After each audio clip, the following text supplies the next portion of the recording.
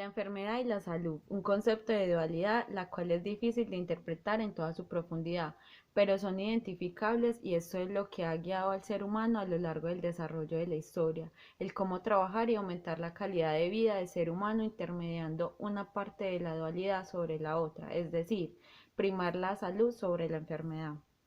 Sin embargo, vivimos en un contexto social, histórico y cultural en que nos liga a dar la enfermedad como una verdad absoluta, sacrificando la salud. Es más fácil encontrar a una o a la otra persona tomando inmensos conceptos de antropología, fisiología, filosofía, psicología, epistemología, centros de atención y salud política y moralística, todas llegando a una conclusión: nadie está excepto de la muerte.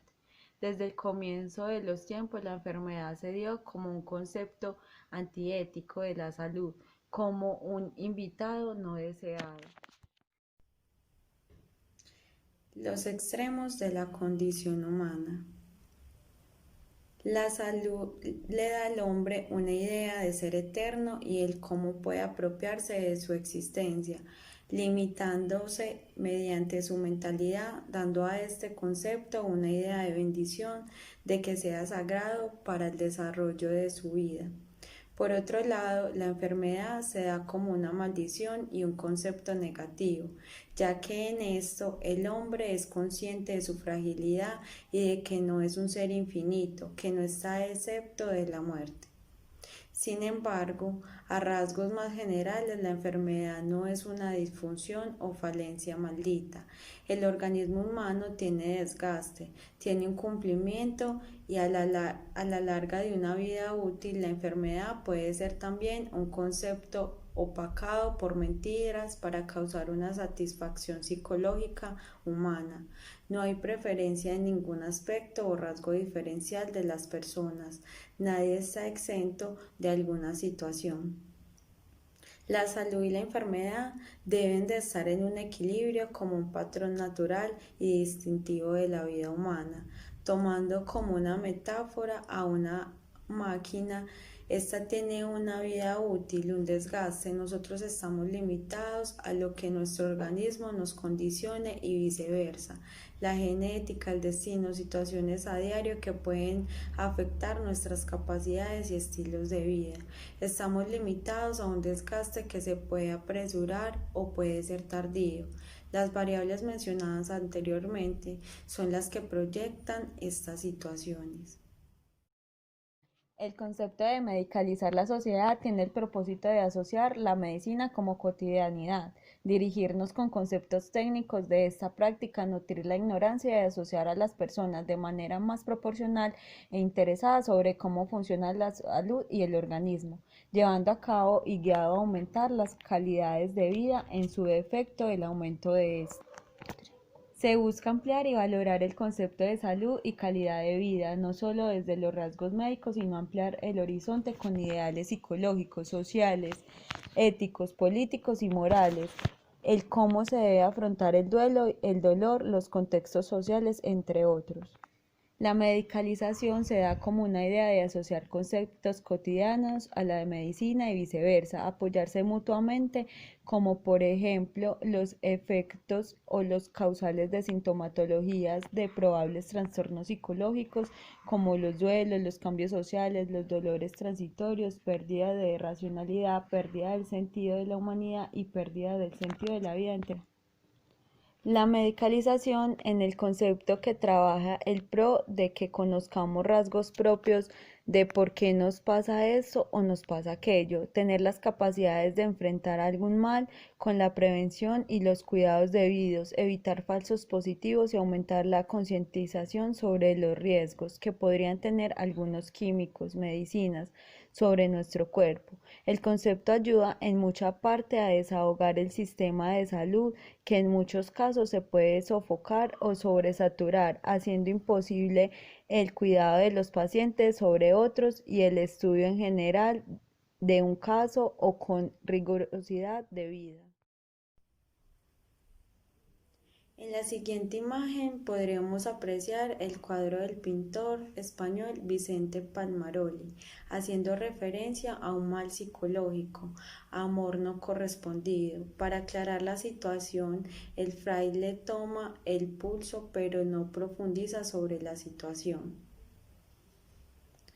Como podemos saber hoy en día, gracias a una parte concientizada de la medicina en colaboración con la psicología, estas situaciones pueden generar depresión o una tristeza profunda, lo cual afecta al organismo de manera negativa con pérdida del apetito, sueño, entre otras.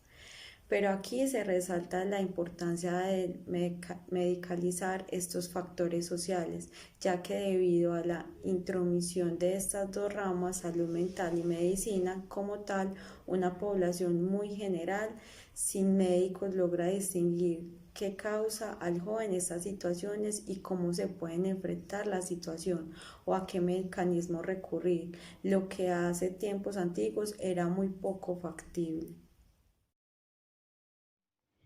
El chamanismo como virtud médica se da como práctica desligada de la ciencia, haciendo más mística o espiritual. Es una creencia muy similar y tomada del animismo. Esta directa a aliviar el alma humana para un mejor florecimiento en su cuerpo físico.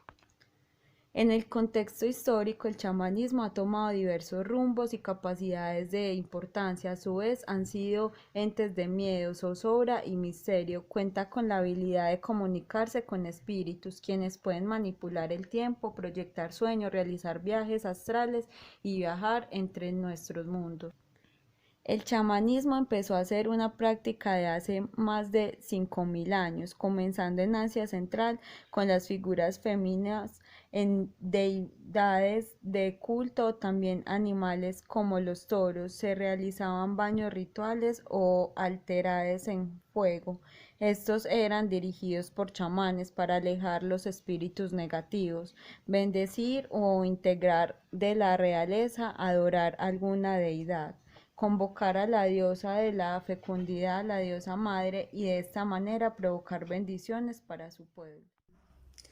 Sin embargo, estas prácticas no solo quedaron en Asia, se fueron extendiendo por el Mediterráneo y adaptándose a diversas culturas lideradas por un ser de conocimientos superiores, como eran los chamanes, o en estas culturas los sacerdotes. Se empezaron a sacrificar animales como seres sagrados o de ofrenda para satisfacer a alguna deidad. El chamán planeaba esto como un método de gratificación y a su vez que se les sea devuelto para que la deidad como tal bendiga al pueblo. En Egipto los sacerdotes y sacerdotisas tomaron poder social y político ya que llegaron a ser consejeros de los monarcas en los temas religiosos que, como bien se saben, fueron piezas claves en el desarrollo de estos pueblos. Fue el ejemplo y cúspide de estas prácticas sobre los agentes místicos, las decisiones sobre las cuestiones políticas y capacidades que pudieron obrar en un pueblo.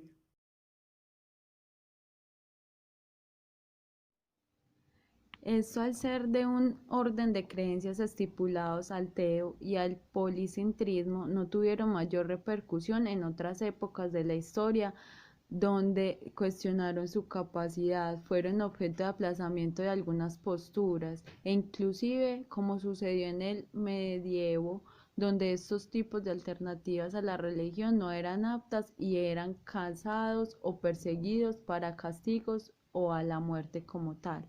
Hay que diferenciar el chamanismo de los medicinemen, ya que el chamán en general tiene un desarrollo y unas capacidades en amplios en carácter social, político, místico y médico. El chamán es un transeúnte de lo místico y lo que conocemos como realidad física y lógica.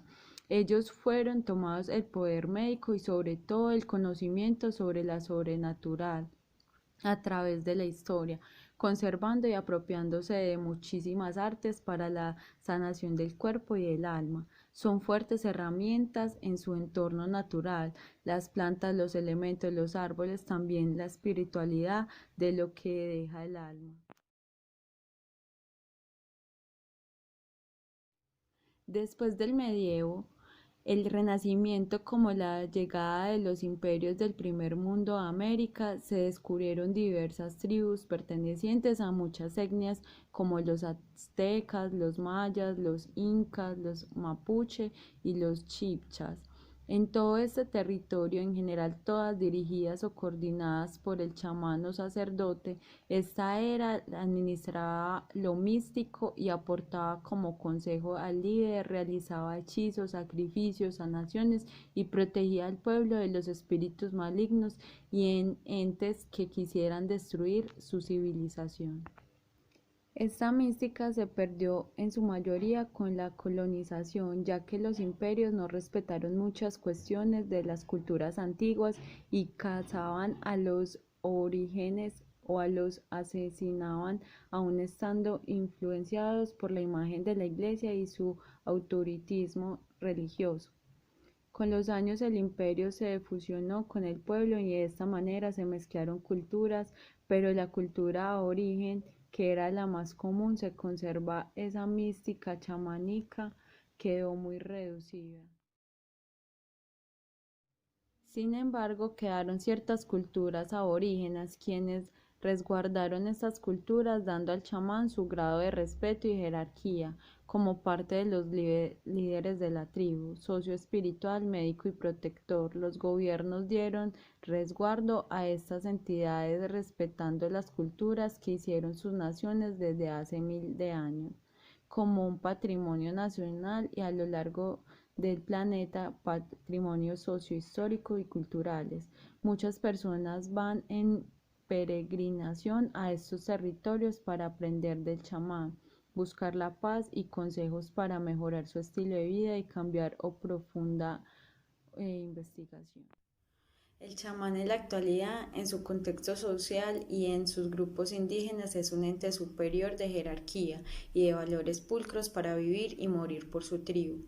El senador guía espiritual y protector del místico, dando cabida a ceremonias investiduras, sacrificios e inclusive siendo genios en un contexto moderno como el defender sus derechos ante los gobernantes junto a su jefe de tribu.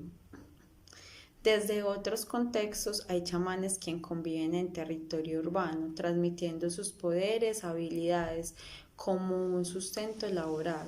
Son capaces de leer el futuro, comunicarse con el espíritu de más allá, atrapar fortuna, sanar males del alma o interceder por una dificultad de carácter físico, apoyar desde sus estudios empíricos a nuevos aprendices. La medicina nació como una fuerte influencia de las artes místicas, descendientes del chamanismo y de la brujería, esto enfocado en el tratamiento y la sanación objetiva en el paciente, aplicado desde la ciencia y los métodos propios de esta. Desde la investigación de Galileo y Aristóteles, los doctores islámicos dieron la medicina como una investigación, dando el surgimiento de los padres de las ramas diversas.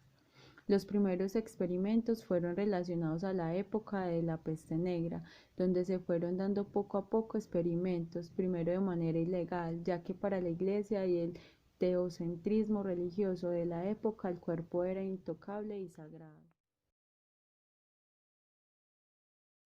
En el Renacimiento era más proporcional al libre pensamiento y a la ciencia, tenía un apoyo más inclusivo. Leonardo da Vinci lo evidenció con los estudios publicados sobre la anatomía humana. La ciencia siguió creciendo a punto de administrar instrumentos para el estudio de las micropartículas que rodeaban nuestro entorno, en cómo no afectaban y también estudiar lo que se encuentra en el cuerpo. Todo esto con el fin de empezar a trabajar en neutralizarlos o cómo podrían ser tratados para hacer más estable la calidad de vida de un paciente.